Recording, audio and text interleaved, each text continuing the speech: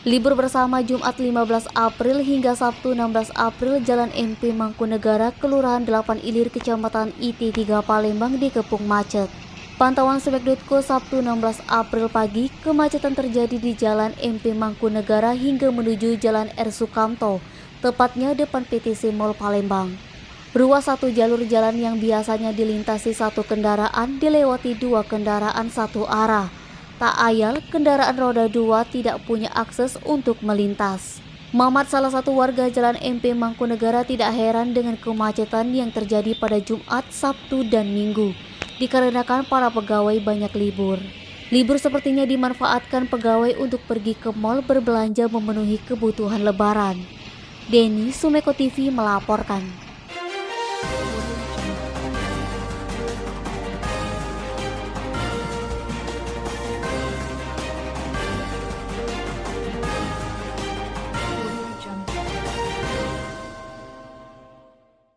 Pendapatan usaha rumah makan selama bulan suci Ramadan ternyata tak terlalu berpengaruh. Meskipun sebagian dari tempat makan ditutup dengan kain gorden, penjualan tetap berjalan. Beberapa rumah makan yang berada di sepanjang Jalan Jenderal Sudirman dan Jalan Kol Haji Berlian selama Ramadan ini buka seperti biasa, dengan ditutup kain merah atau bahkan menggunakan tirai dari bambu. Muhammad Afriyadi, Koordinator Karyawan RM Kejora Indah KM7 menuturkan, biasanya baru ada peningkatan pengunjung atau pembeli pada saat arus mudik lebaran. Banyak masyarakat dari luar daerah yang singgah untuk membeli. Bahkan tak jarang pemudik dari luar daerah mampir untuk makan di tempat bersama keluarganya. Saat ini belum ada peningkatan atau penurunan secara signifikan, baik itu dari segi pembeli ataupun omset. Di mana pada bulan puasa ada sebagian rumah makan tidak menjalankan usaha karena suatu alasan tertentu. Edi Handoko, Sumeko TV melaporkan.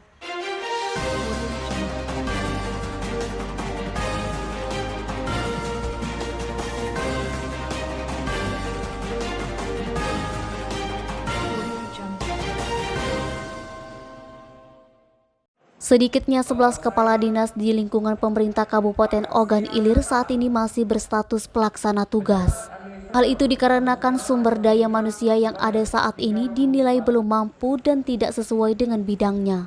Bupati Ogan Ilir Pancawijaya Akbar mengatakan hal itu terkait SDM yang tingkatan eselonnya masih kurang. Sangat sulit untuk mencari SDM yang mampu sesuai bidangnya secara teknis. Untuk itu Pemkab Ogan Ilir akan membuka kembali lelang jabatan terhadap 11 kepala organisasi perangkat daerah di lingkungan Pemkab Ogan Ilir. Lelang jabatan ini bersifat terbuka untuk ASN yang berasal dari daerah manapun. Lelang akan dibuka setelah Lebaran secara bertahap untuk 6 kepala dinas. Jatah lelang untuk tahun ini tinggal 6 lagi.